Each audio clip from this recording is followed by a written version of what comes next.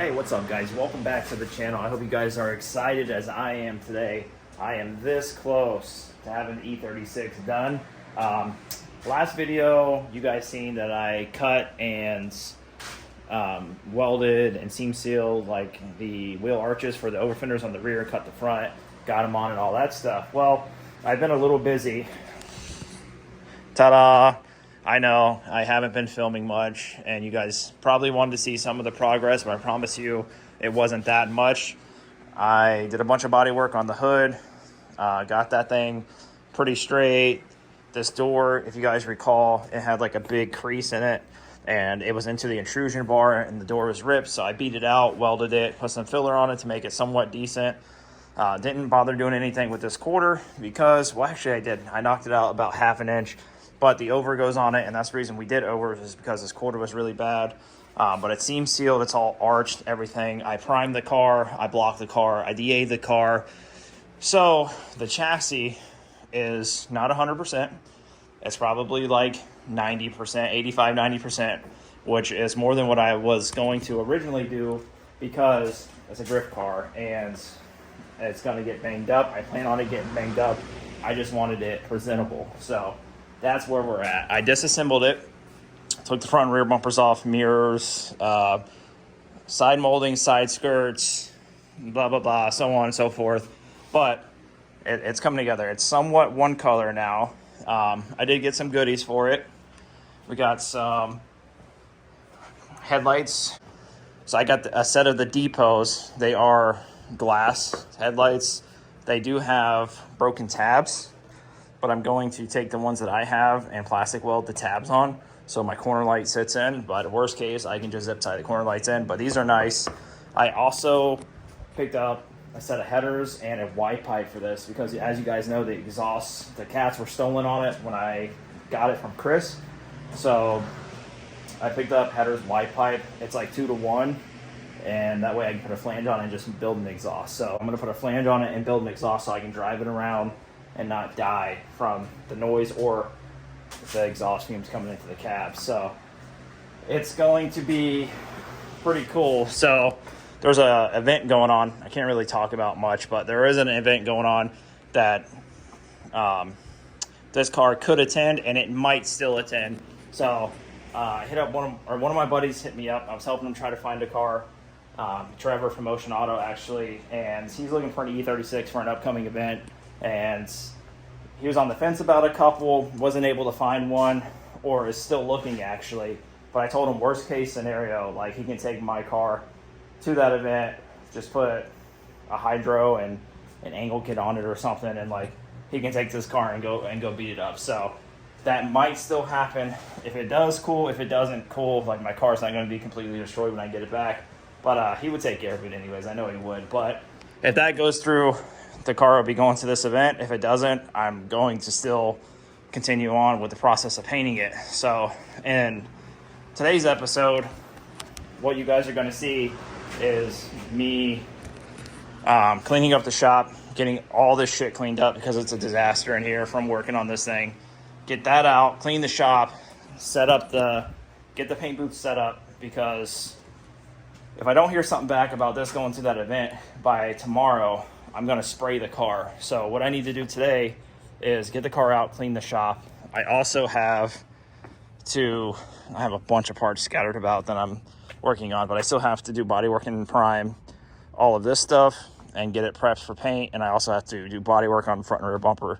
So I still have about a day's worth of body work on this, but we're going to be getting some weather in the next couple days, and I want to make sure that I can get the car in paint. So I really, really want to get this car in paint in one color and move on to doing some of the other stuff. So I'm not going to do any of the mechanical or anything like that until the car is painted. The body's done, it's painted. I know that's like ass backwards from what you would normally do, but that's what I did. So I want to get it one color. I want to get it reassembled so it looks like a car, and then I'm going to do it needs to be resealed. It needs valve cover gasket, intake gasket, oil filter housing gasket, oil pan gasket. So I'm just going to reseal the car. It's cheap. I'm going to go ahead and reseal it so I don't have any leaks or anything like that. I ordered the Condor Speed solid engine mounts and trans mounts. They're in there. You can see them in the back over there. But I'm gonna do the headers, the Y pipe, the solid mounts and everything all together. Gonna reseal it, and then I also have to order diff bushings, I believe. My buddy Justin said when he was under it, they had some play in them. So gonna order solid ones for that, or polys for that. My thought on it was to just run poly everything because they're stiffer, but they're not solid, so there's still a little bit of play. And that way it saves the subframe and stuff like that, because none of that's reinforced yet. So the main goal with this car is just get it back together, get it one color, and like it's already December 7th, recording of this video, I believe, or 8th, December 8th, as recording of this video. So by January 1st, my goal next year is just to attend as many events as possible, as much seat time as possible. That includes all the public days and however many private days that I get invited to. So that's the goal for me for next year. Get the car one color, make it reliable, nothing crazy. The only reason it's getting header and Y pipe is because I have it and I'm gonna put it on so that way I can have an exhaust. And then we're gonna do something for an angle kit. If it goes to this event with Trevor, it's gonna get an angle kit on the front. If it doesn't, I have one lined up I'm gonna buy and put an angle kit on it and hydro, and that's pretty much it. It's ready. It's a seat time car. Obviously we need a seat, rails, brackets, a hub, a steering wheel adapter, and stuff like that, harness for the inside.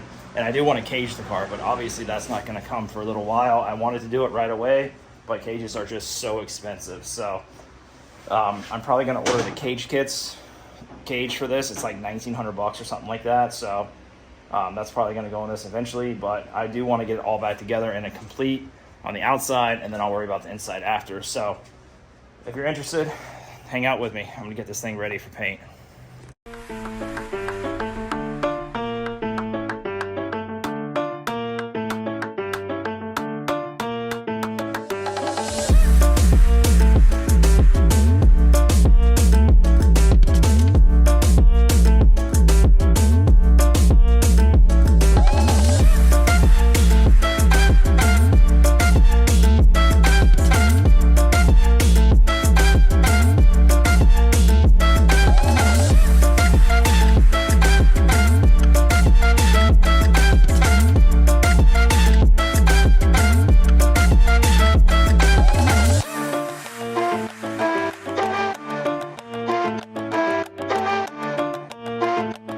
I got this thing cleaned up a little bit. It's been a while since I used it.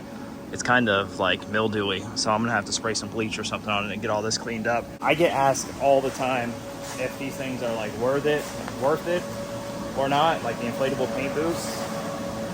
Yes, they're worth it if you don't have anywhere to spray, but they are very inconvenient. The reason why I'm doing this today is because I don't want to spend half my day tomorrow getting it cleaned out and set up and fighting it. It's a disaster. Like it's very much a pain in the ass to get these set up and like ready, especially in Florida. Also, they're great. Like I said, it keeps the dirt, the dust, and all that stuff down if you don't have a spray booth, and it has ventilation. You can set these up, so it has like built-in. You hook a fan to it, and it blows. It pressurizes this back area. It's like 5 by 20. So this is your mixing room. So you're supposed to have like a little table and stuff back here, but this little vent, sorry if you can't hear me, this little vent right here goes to another blower. So it pressurizes this room here and then forces the flow through this filter into the paint booth and then out these filters. So that's all the ventilation these have, like, and it's normal everyday use. You can buy an upgraded fan thing that like, it's a box, it velcros here and it sucks more of the fumes and stuff out after it filters it, and you can do that on both sides. And then if you have the filtration like that, then these are pretty solid. But in Florida, it's like a microwave. You set it up within an hour before you get the car in, prep, ready to spray. It's like 120 degrees in the booth or hotter, and it's just impossible to spray anything. So luckily this week we have cool weather and I'll be able to get some stuff painted. I'll have a couple things to do. So I usually spray it out like this after I use it, and then I squeegee as much as I can and then blow it out. Obviously before I paint in here, I'll do the floors again. Once it's all dry, I'll blow it, sweep it, mop it, and then pull a car in. It also has like these cool like little tabs you can hang lights on, but this is pretty big. I don't know if the video like does it justice or not, but this is like 20 by 30, and it's 15-foot ceilings. It's pretty big. It's bigger than my barn shop. So I have a lot more to do. This thing took a crap, so I couldn't blow the water out, and then I still have to do all this stuff. So I'm probably gonna, actually I'll pull the E36 in because I have to move it anyway, just so we can get an idea on how big this thing actually is. So that kind of gives you a little like reference on how big this thing actually is. That's a E36.